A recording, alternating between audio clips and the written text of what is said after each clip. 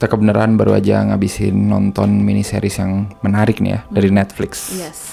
Judulnya adalah Inventing Anna. Benar banget. Ini mungkin cukup rame dibicarain ya, karena emang berdasarkan kasus nyata yang terjadi ya. Miniseries ini ada 9 episode. Yes. Menceritakan tentang cewek muda yang bisa nipu sampai ratusan ribu dolar di New York gitu ya.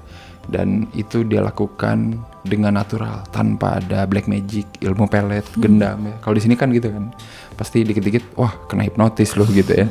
Kalau ini enggak cuy, enggak pakai hipnotis. Miniseries ini dibintangi sama Julia Garner. Yes. Yang kalian mungkin kenal, dia main di Ozark ya. Sebagai Ruth. Benar banget. Dan di sini dia sekarang rambutnya lurus. Iya, cakep banget asli. Series ini emang dibikin sama Shonda Rhimes ya. Yes. Kreatornya Grey's Anatomy kali ya, mungkin kalau yang kenal.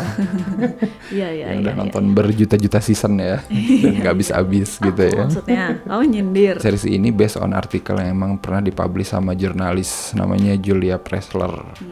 Jadi ini based on kejadian dia gitu. Cuman di sini karakternya banyak yang diganti ya, fiktif gitu. Tapi based on karakter asli. Waktu pertama lihat trailernya di Netflix itu kan yang main si Julia Garner kan. Jadi itu yang pertama kali bikin aku tertarik sebenarnya. Baru banget beres Ozark kan. Iya benar. Jadi kayak kebenaran banget ya. Iya, terus pengen lihat Julia Garner ini kalau di Ruth itu, di Ozark itu kan dia sebagai akamsi ya. Warga desa biasa. Dan di sini tuh dia kayak jadi sosialita gitu. Jadi kayak pengen lihat gitu loh. Tiap episodenya itu bikin kayak penasaran gitu loh. Anjir bisa aja. Kok bisa sih? Kok pada percaya sih gitu. Kayak next apa ya akal bulusnya gitu loh. Jadi kayak pengen tahu. Dari sudut pandang si karakter jurnalis Vivian ini ya. Iya. Dia di sini ngeliatin gimana caranya jurnalis mencari sebuah berita gitu ya. Tapi nanti si treatmentnya tiap episode itu maju mundur gitu ya. Iya. Jadi kayak pas si Vivian ini nyari sumber ke sini, nanti ada ceritanya gitu, apa yang terjadi sebenarnya pas di sana gitu. Yang lama-lama ya merangkai gitu, apa yang terjadi sebenarnya gitu, yang dilakukan si anak ini gitu, sampai akhirnya dia bisa punya banyak kenalan orang kaya, bisa meyakinkan bank gitu, sampai bisa nginep di hotel mewah berbulan-bulan gitu. Itu tuh yang kayak di luar nalar gitu, tapi dia bisa cuy gitu. Nah itu tuh bagus sih berdasarkan orang-orang yang diwawancara sama si Vivian ini. Di sini kan ada kisah nyata, tapi ada yang enggak.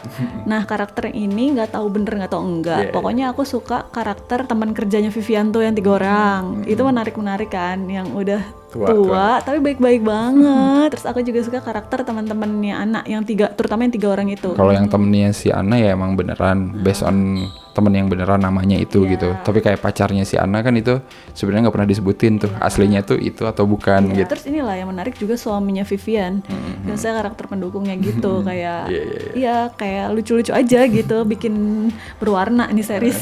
Iya benar. Julia Pressler yang nulis artikel aslinya itu katanya emang keseluruhan pas dia bikin cerita tuh sama kayak gini. Dia pas lagi hamil juga nulis berita si Anna gitu. Jadi kayak emang hampir mendekati kenyataan lah kalau yang si karakter Vivian ini sama karakter jurnalis aslinya. Terus aku suka outfitnya lah, jangan lupa. Iya benar-benar. Itu kayak lucu banget. Maksudnya Julia Garner kan di sini ya itu balik lagi dia di Ozark kayak gitu, terus di sini tuh kayak wah banget.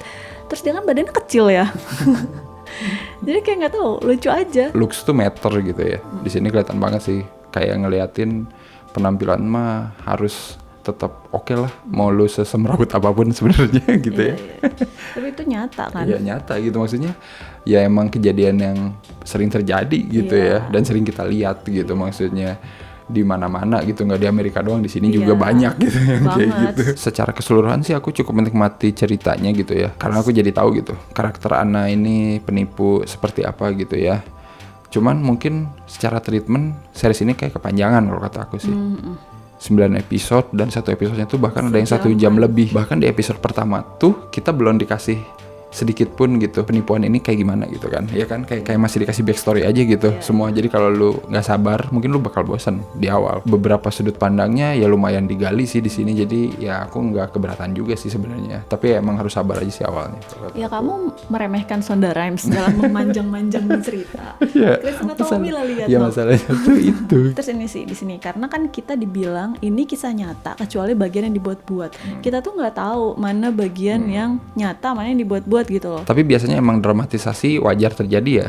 Cuman di sini emang ya itu, mungkin setelah ini lu harus nonton dokumenternya kan, kalau nggak salah ada kan. Iya, di HBO ya. Atau lu baca-baca lagi gitu buat lebih tahu aja sih. Gimana caranya orang bisa sepercaya itu sama Anna? Tiba-tiba dia masuk hotel besar, lalu kartu kreditnya nomornya nggak ketulis gitu loh, kayak gitu-gitu, kayak masa sih? Terutama yang pas bagian detail dia meyakinkan Alan itu loh. Itu Alan sih yang paling parah. Iya.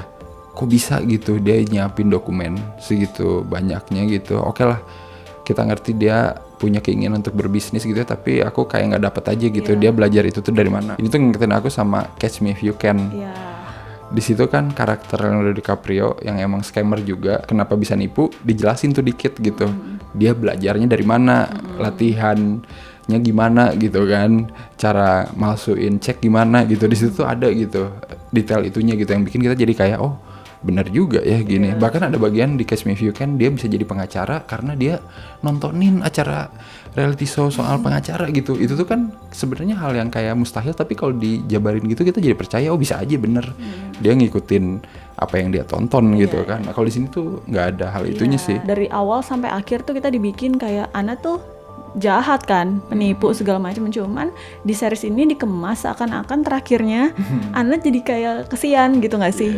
Framing series ini jadi kayak kesannya apa namanya ya, Anna juga manusia yang hilaf anjir gitu kan.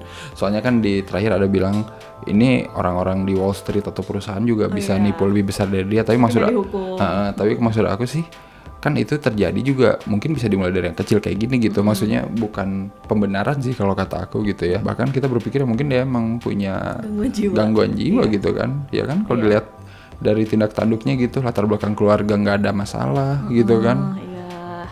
Cuman terobsesi sama pengen jadi terkenal gitu. Tapi orang menganggapnya selebriti gitu dan lain-lain, dan sekarang tercapai itu, terkenal dia dibikinin series. Iya.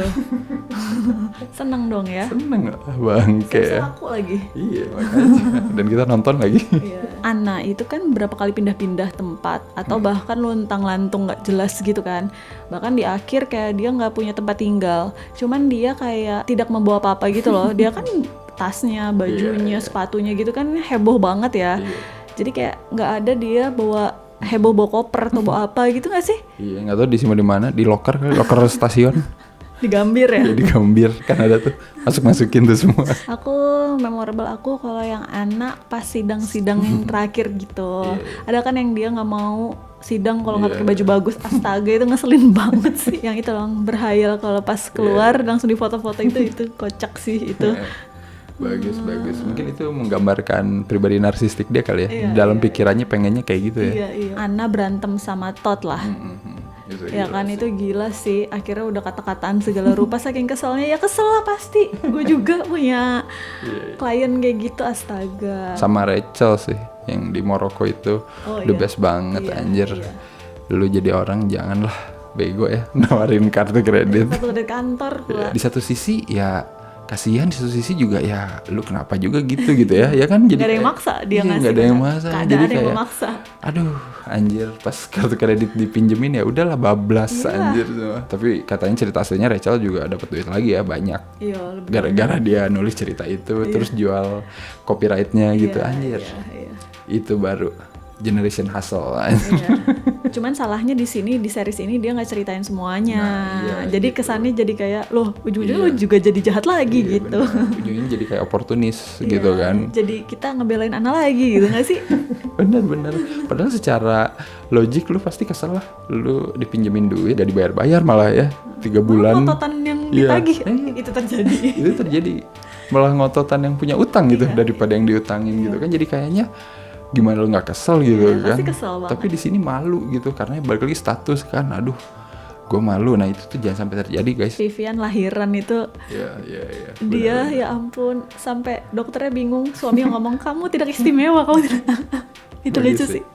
Semua orang melahirkan jadi. Tapi itu sedih tau.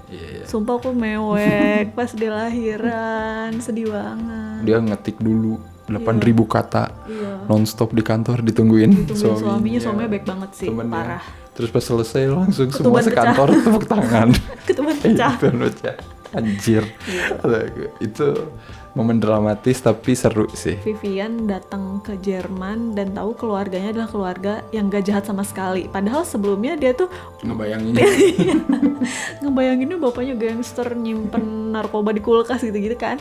Ternyata enggak dong. Kasusnya menarik aja gitu, jadi kayak pengen baca-baca lagi gitu. Dan kayaknya banyak sih orang kayak gini di sana gitu ya. Anak ini mungkin salah satunya gitu ya, yang ke-expose dan kena dan nggak habis pikir. Aku juga kenapa dia dengan pedenya selalu bergaya hidup mewah gitu ya, padahal mah nggak ada duit. Cobain nonton aja di Netflix. Dan kalau mau kita kasih skor berapa nih untuk Inventing anak? Tanpa mikirin kisah aslinya, aku sih suka sebenarnya. 7,7 fire per 10. Fire Festival yang tidak pernah terjadi. Iya, itu beneran gak ya pacaran? Nggak tahu juga ya, nebeng kayaknya, mah bukan pacaran. Iya. Numpang tinggal. Tapi bener gak ada hubungannya ternyata, sama-sama penipu. Kalau aku 7,5 aja, sebagai miniseries yang menceritakan soal penipuan yang terjadi dan terjadi lagi gitu ya di sana, ya seru aja gitu ya. Seru. Menurut kalian gimana? Apakah kalian pernah kenal anak-anak seperti ini? Pasti ada nggak teman kamu yang kalau minjem duit nggak balik lagi? Iya, minjem duit tuh. Bawa dompet dong, nggak bawa ini, pakai duit lu dulu. Iya, nanti kalau mau tagih utang, tagih aja ke situ. Nah, kan bangsat emang. Kamu ada nggak yang kayak gitu? Adalah pasti. Kamu ada. Kalian harus belajar merelakan sekarang mah ya, kalau ada yang mau minjem duit gitu udah kasih seadanya aja gitu, tapi nggak usah Jangan berharap kembali. Jangan berharap kembali gitu, udahlah itu aja intinya. Atau blok aja langsung. Oke, kalau kayak gitu seperti biasa jangan lupa apa aja, Jangan lupa like, comment, subscribe, follow Instagram, Twitter Snakrip. dan juga beli kaosnya Sinekrip. Masih ada nggak sih sebenarnya? Ada kayaknya, mungkin. Atau kaos yang ini yang masih baru ya, kaos Annabelle, silakan. Dan dukung juga di Saweria ya untuk nonton konten-konten original Sinekrip lainnya. Coming up. Iya betul, bakal adalah beberapa konten bentar lagi ya yang baru. Oke, kalau kayak gitu sampai ketemu lagi di episode selanjutnya. Bye-bye. Bye.